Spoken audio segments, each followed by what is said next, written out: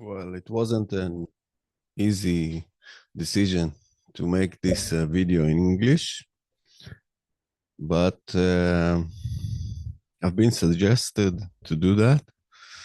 Although some of my videos carry translation, subtitles, my English is not perfect, but it's pretty good. So my name is Yaron Shachar and I live in Israel. I'm a Hebrew speaker, so I'm on the Jewish side. And I want to tell you a few things about my point of view, about what's happening in the world right now, what is happening in Israel. I'm quite a blessed person. I've been growing up in a very good family. My father and my mother were both great people. And I finished school like a regular kid. I went to the army. I went to university. I left university after one semester. I've studied some other academic studies like architecture for 1 year or computers. For I'm more or less quite educated, and I educated myself through reading books, watching documentary films, and I'm still reading books. I'm this kind of person that sits in the toilet and have 3 or 4 books to pick up. What do I want to carry on reading that I didn't finish? So I'm blessed being able to learn so many things in my life. And I've been working construction. I did some computing, as you noticed. And I did some social deeds, like street parties, some of them illegal, some of them legal. And when you are smart in a very dumb world, you have 2 incentives. The more you are educated, as for knowledge, not as for behavior, the more you understand how stupid and dumb this world has become. And the more the incentives among the public are more stupid, it becomes harder and harder to carry on and live in a society that is dumb. But as many Jews say, we went through Pharaoh, so we can go through this challenge too. The world is very dumb, and there are many reasons why the world is dumb. But the number one reason why the world is dumb is because this is the cycle. The world is always becoming dumber and more corrupted until there is a point when everything explodes. Usually it's a bleeding point, and then the cycle starts over. Sometimes this cycle comes once in 1,000 years, sometimes once in 100 years. And many people may think that Second World War was this bleeding moment, and I say maybe, but we are probably in a bigger cycle. Maybe somewhere around the 17th century was the last good moment. And since then, we are in a dive to where we are today. To understand the absurdity of the moment where we live today, let's look at the place where I live here in Israel, at the conflict that is running here. People who will read the Bible and will understand the genetic source of the people who live here will understand that all the people who live here come from one father, Abraham. So we can count it as a family affair. One of the hardest, deepest, most bleeding conflict on planet Earth at the moment. And it's inside the family. Both sides, if we count two sides, but there are many sides, think they are right. And by understanding the real story that is written in the Hebrew, I'm not saying if it's real or not real, I'm saying about what is written in the Bible. You understand that most of them are wrong, terribly wrong. And that's an example of what is happening around the world. And many things are wrong, terribly wrong in our perspective about what's going on. It goes through physics, through the medical arena, politics, obviously, governance. Everything is wrong. And it's stable. In one side of the equation, you see there is big prosperity. We have food. We have everyday food. We have good food. There's like all the supermarkets are full and packed. The markets are full. But people are very poor. They can barely get a hold of a flat for themselves. Sometimes getting a job is hard.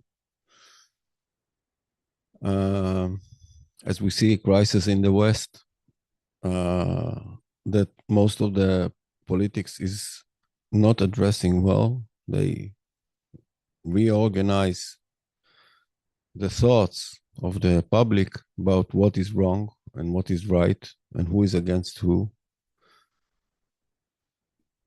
I cannot stop myself from saying that the people who govern the world are using this politic way of thinking, that there is right and left opinions, as a power to keep the people in a misunderstood place, hate each other, so the ruling elite can be free of problems and worries. They hide themselves. They don't expose who the ruling elite really are. They use the politics and the media to mislead people. And it's well known. It's not that I'm saying something now that people are like, wow, I didn't know that. Everybody knows that.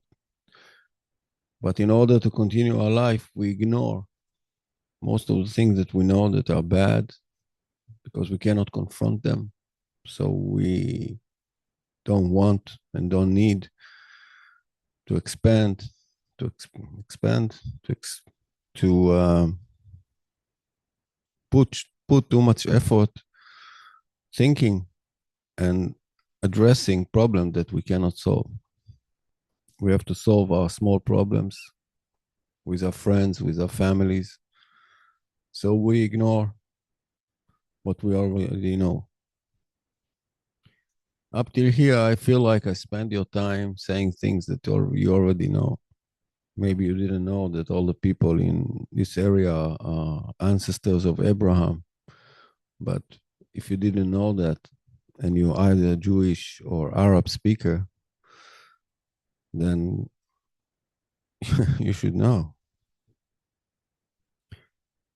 So I will address some of the major misunderstanding in the world around us by addressing things that you know.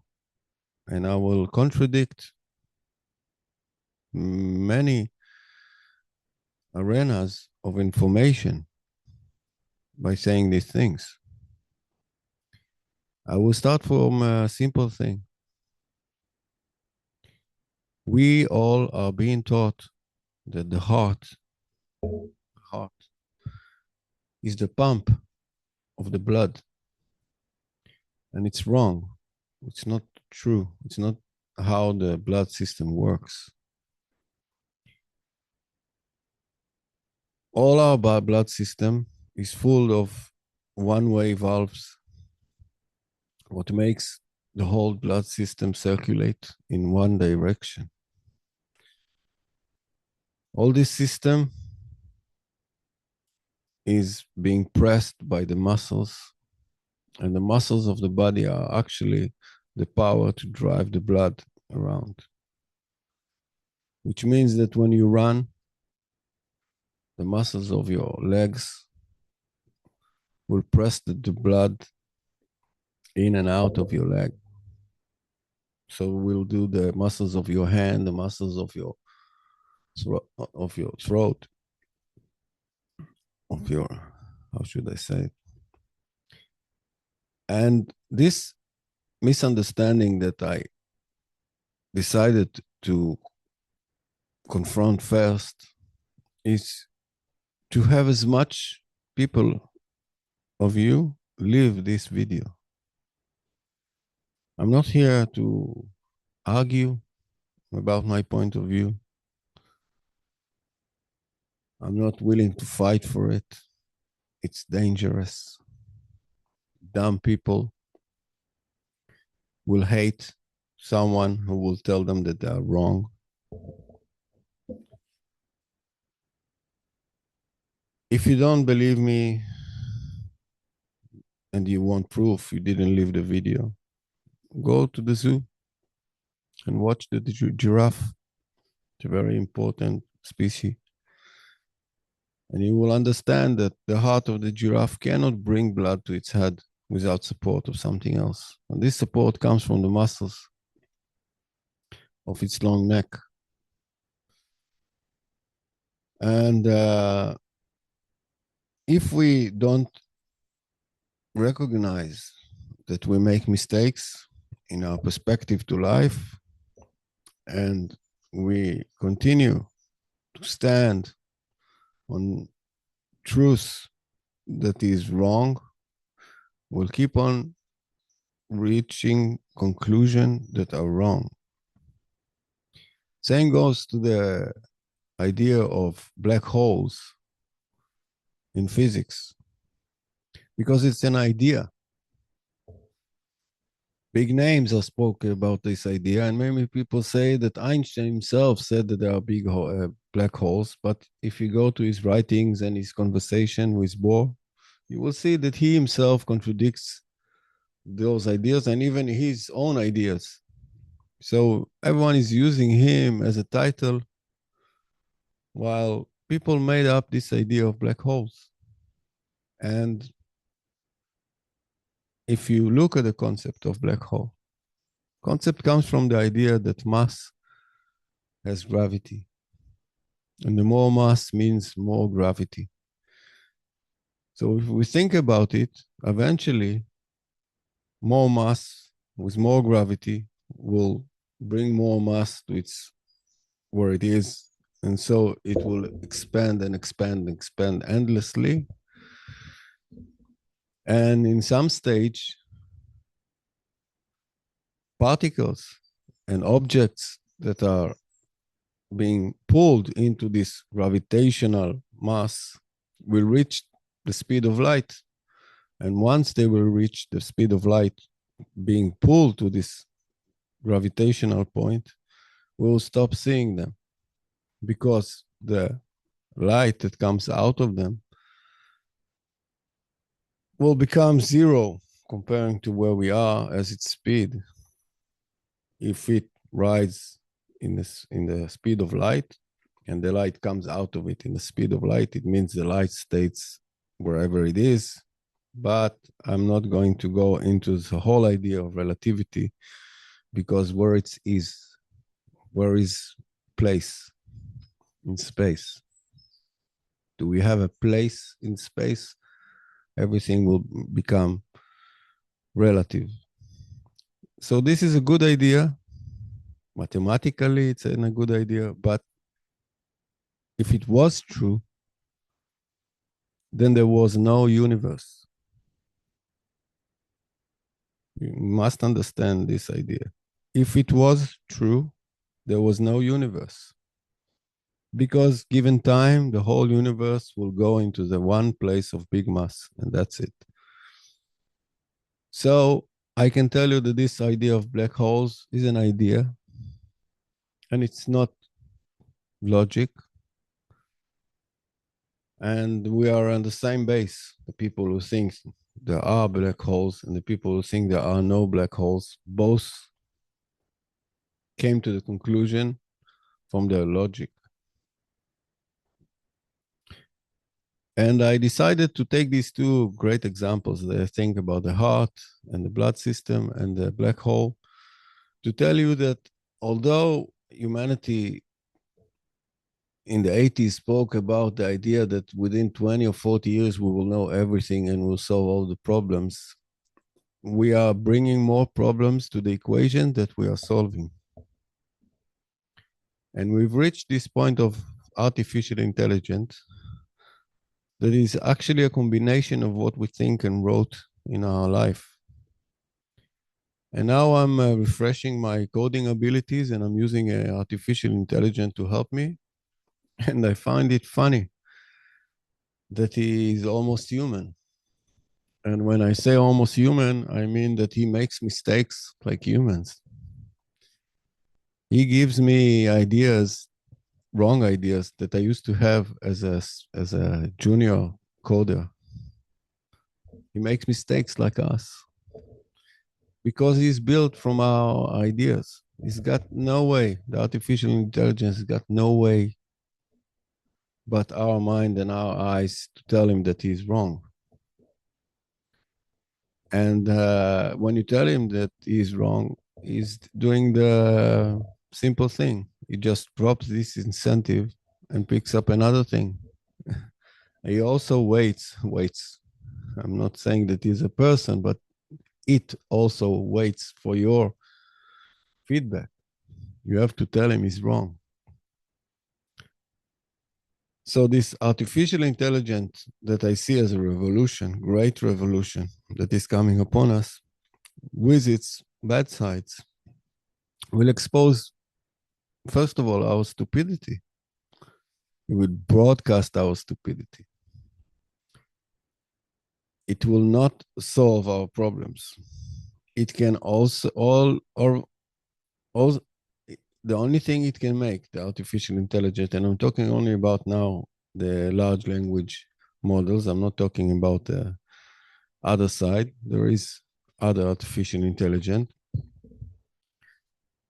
It can only write back what we wrote for it. It can only, in some statistic way, pick up all the academic works and summarize them. And because we are all in a very dumb world, the AI will also say dumb things. The question is if there are people there that have the power to change the course.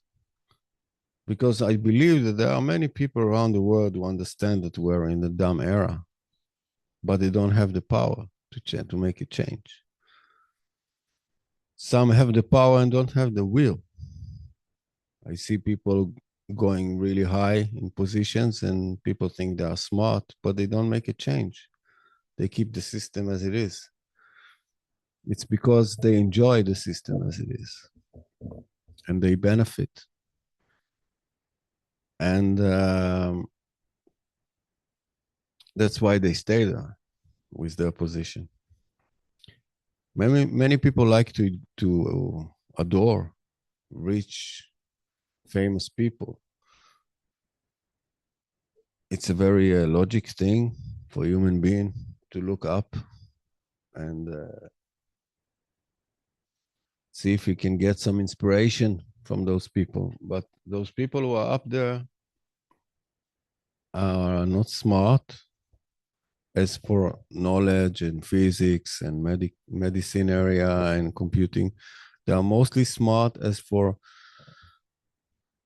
social behavior. They understand how to manage people, how to manipulate people, how to manipulate the public, how to sell, how to keep your money, how to count your money. Not saying it's not smart. They are smart. But some of them make up stories about how smart they are. And mostly they are not. They are not those geniuses they pretend to be. They are not Einstein. They are not Bohr, not Isaac Newton. None of those great talented people can say anything in our world because they contradict everything that looks true. So they cannot speak out. And if they're smart enough, they'll silence themselves to protect their own families and themselves from shaming. Because whoever thinks different than the major vector is in danger.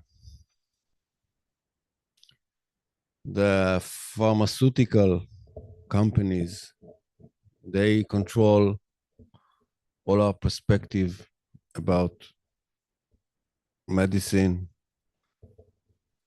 the way the body is built and work.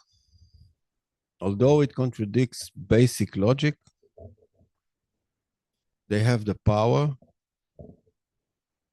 to tell the people who know the truth that they are wrong to be silent. They invent diseases in order to sell more products.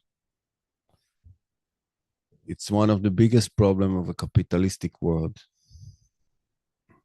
I'm a guy who believes in competition, and I believe that the world cannot be in a place where there is no competition.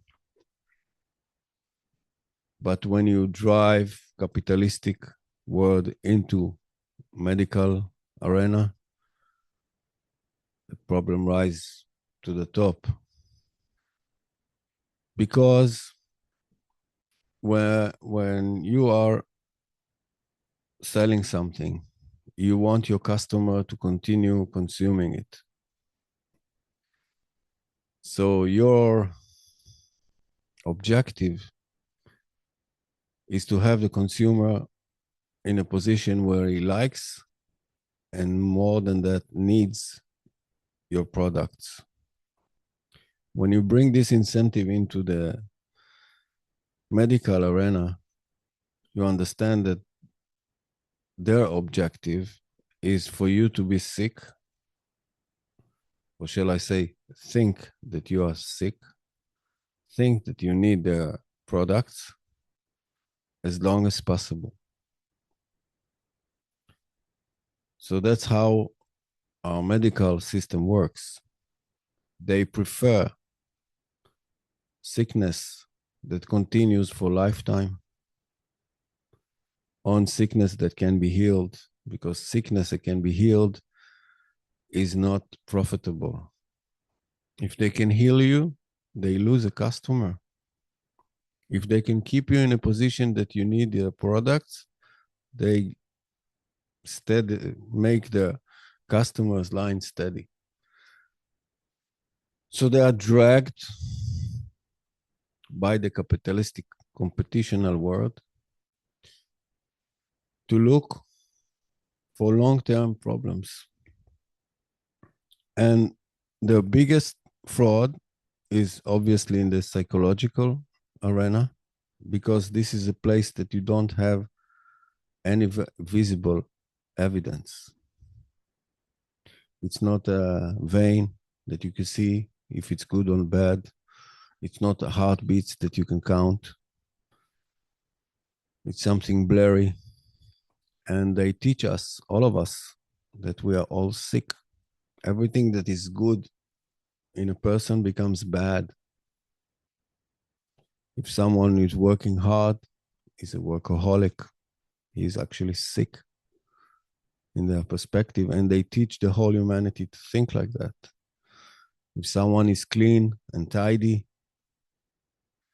he's got a problem. Because in their perspective, they want to sell their product to as many people as possible. So they make everything that is regular into a sickness. Everything. And they contradict the basic mechanism of the soul,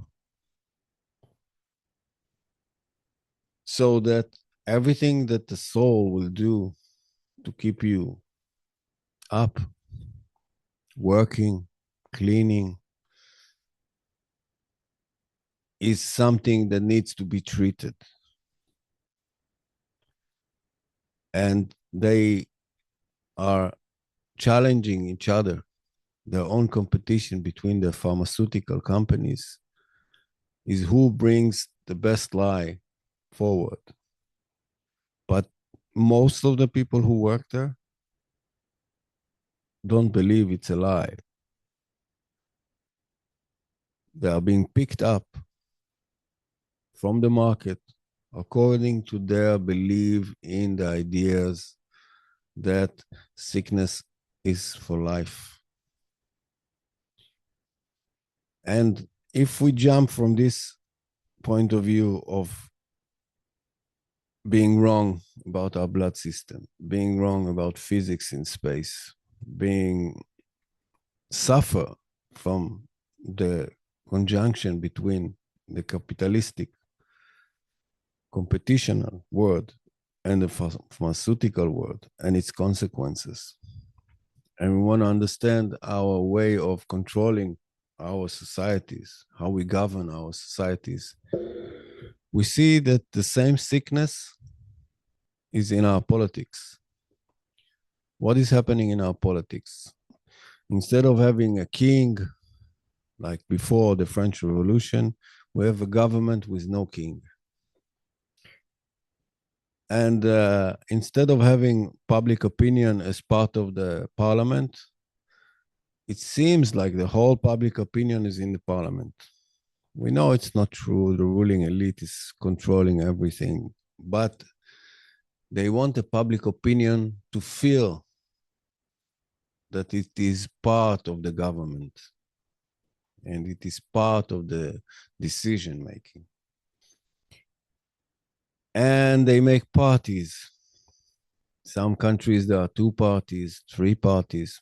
In my country, for example, we have quite a lot of parties, but it comes around to the right and the left, although you cannot make the difference. You cannot understand people, why you are left, why you are right. Are you right because you're religion? Are you right because you're capitalistic? Are you left because you care for the humanity? You are have human values, or you are left because you want to make peace? It's hard to tell what makes someone left, someone right, except of what he thinks, that he is on the left or he is on the right. So the ruling elite needs us to think that the problem is that the other party, the other voters are wrong. That's why our party should get the control over the government. And it's a foolish game because it doesn't really matter who's going to be elected. It's going to be the same passage forward. Same. If you think that in Israel, if Netanyahu was not in charge, 7th of October wouldn't have happened, I can assure you it was a written plan.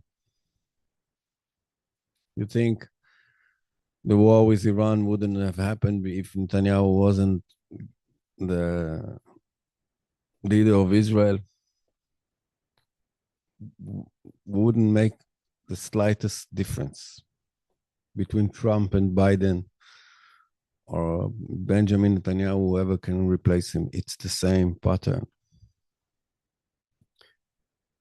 So we are here in this moment, and some of you ask themselves, why?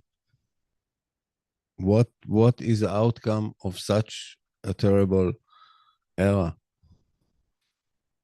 of stupidness? I cannot tell you. I have no special incentives from heavens and things like that. I don't know. I know that everything has got a reason and an outcome. Everything that happens because of mashu, of something. I brought some Hebrew word, and will make something happen. So the only thing I can say is that it's not going to last. It's going to bring something. This moment that where we are, things may change because we reach this position. So to finalize this video, and it's been quite a long one, and I hope it's a controversial one, and I hope that as least people watched it, because I think it's very hard to speak about things that are not public opinion, major dumb public opinion. To finish it, I can only tell you that in some ways, humanity is a great success. It is. It's thriving. We have 8 to 9 billion people on the planet, and this is a success. If you take yourself to the position that you are the farmer of planet Earth, and you ask yourself, are you happy with what is happening? When you count the people, you say, this is flourish. It's thriving. But on the same time, when we are down here, we know that it is collapsing. The Western civilized world is in a collapsing stage.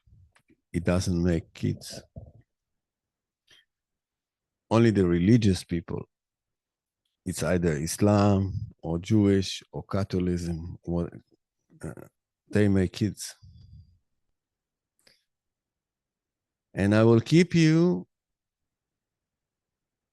you with a thought, if you are a thinker, to think how long back in history we started to make this way of life. And I'm talking about the family, that you have a father that is married to a mother under a social agreement. People get married. I'm not saying that there are no couples in nature. There are many species that they live as couples for life, but we made it. It's not natural. We have ceremonies for it. And in this era, people are trying to break this cycle and to reinvent this cycle. And we see the devastating consequences. Eventually, there are no kids, no family, no kids. And I many times think to myself, when did we start doing it? When was the time that we stopped being in a position where we male chased female as if it was a prey?